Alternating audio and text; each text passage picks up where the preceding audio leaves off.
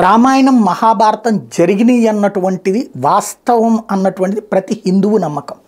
అందుకే ప్రతి ఇంట రాముడి కృష్ణుడి ఫోటోలు ఉంటాయి, పూజిస్తారు.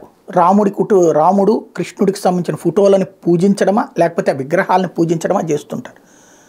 అది జరిగింది అని ప్రతి హిందువు నమ్ముతారు.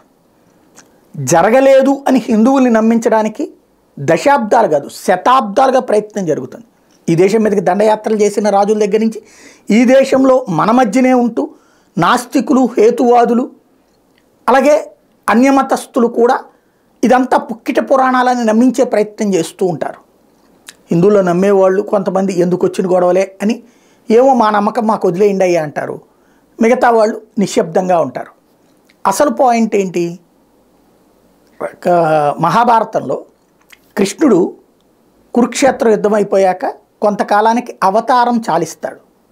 అంటే తను మళ్ళీ దేవలోకానికి వెళ్ళిపోతాడు.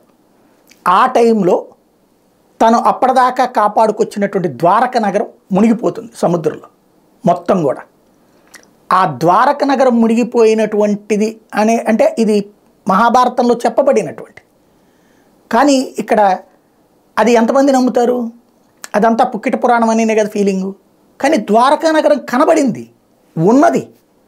ఇప్పుడు నరేంద్ర మోడీ ఆ ద్వారకా నగరం దగ్గరికి, అంటే సముద్రము అడుగునున్నటువంటి ద్వారకా నగరానికి స్కూబా డైవింగ్లో వెళ్ళి అక్కడ పూజ చేసి అక్కడ నెమలిపించాలు సమర్పించుకుని చెప్పడంతో ప్రపంచానికి ఇందులో ఉన్నటువంటి హిందూ ధార్మికత్వంలో ఉన్నటువంటి కేవలం మూఢనమ్మకాలని కొట్టిపడేసేటటువంటి మూర్ఖులకి ఒక సంకేతం ఇచ్చారు ఆయన.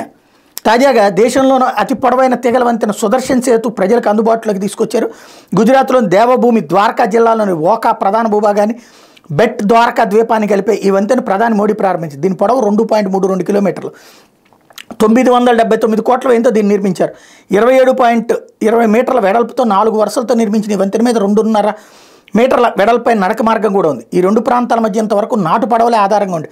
కొత్త వంతెన మీద పలు చోట్ల సౌర ఫలకాలు ఏర్పాటు చేసి 1 మెగావాట్ విద్యుదుత్పత్తి చేయబోతున్నారు. మొత్తం 4100 కోట్ల పనులకి మోడీ శంకుస్థాపనలు ప్రారంభోత్సవాలు చేశారు.